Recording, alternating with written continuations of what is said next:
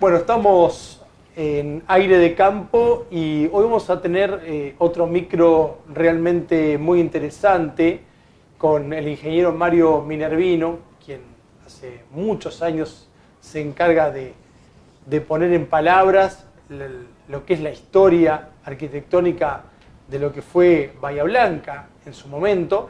Y hoy vamos a hablar de otro emblema para la ciudad, para el complejo agroindustrial bahiense, como fue el molino harinero La Sirena, que hoy, bueno, está transformado en otra cosa, bueno, que ahora Mario nos va a contar un poco esa historia. ¿Qué tal, Mario? ¿Cómo va? Muy bien. Sí, porque los molinos harineros fueron también fundacionales de la industria bahiense, porque acá estamos hablando de un italiano, Luis Godio, por eso también el molino a veces lo nombran como el molino Godio, que en 1882 puso su primer molino. ¿Dónde lo puso? Atrás del Parque de Mayo, porque necesitaba fuerza motriz, la revolución industrial todavía estaba ahí en pañales, había que usar el agua que moviera una rueda y esa rueda moviera otra rueda, así que él armó un molino a orillas de la Postá y con el agua se encargó de triturar el trigo y producir harina. Así que ahí estaba Godio, que llegó a tener en ese lugar y con esa precariedad 200 bolsas de harina, la producción que hacía por día, una harina de calidad, que no tenía competencia porque el ferrocarril no había llegado a Bahía Blanca todavía, así que no llegaban productos de Buenos Aires. Y la harina significaba, bueno, la aparición de las panaderías, generaba toda una secuela de nuevos productos. O sea que ya podemos hablar que en esa época, 1882, ya se producía bastante trigo. Sí, había bastante trigo y con este sistema tan precario ya se producía una harina de calidad. Con la llegada de, la revolución industrial, la maquinaria, la electricidad, Godio llama a un sobrino que estaba en Italia de él, José Godio, hacen la sociedad y ya deciden invertir en un molino con todas las de la ley. Entonces ahí se van a un gran terreno en General Paz y Dorrego, que bordea la vía del Ferrocarril Sud, con lo cual ellos necesitaban estar cerca del tren para que el tren les sirviera de salida.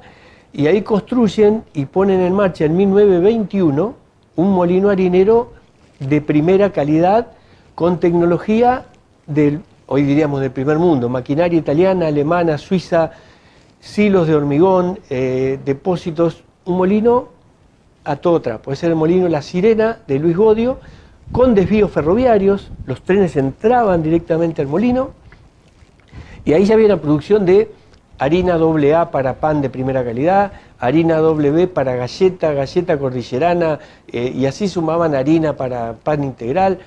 Una industria excelente que a los Godio aparte los ubicó como empresarios exitosos. Llegaron a ser de los más renombrados al punto que fueron diversificando su actividad.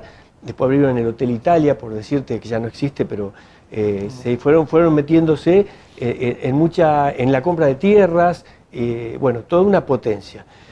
La historia de este molino duró hasta la década del 70, en que ya los Godio habían fallecido, los Godio, José y Luis, y entonces en algún momento tuvieron una propuesta de una fábrica de Santa Fe, Warner, que le compró los molinos, y los siguieron operando, pero ya había una competencia muy fuerte ya de las industrias molineras de Buenos Aires, de unos pool de industrias, que empezaban a destruir, una política de destrucción de molinos del interior.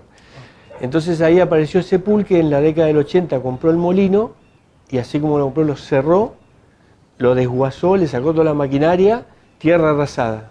Dejó, hay fotos de lo que dejó, paredes y nada, demolió todo lo que pudiera poner en marcha otra vez el molino. ¿Tenés estadísticas de la época de esplendor del molino La Sirena, de los Godio, de cuánta gente llegó a trabajar, qué producción tenían? Ellos llegaron a tener hasta 200, 300 obreros, que es una cantidad enorme porque tenía la sala de máquinas, la sala administrativa de carga y descarga y demás.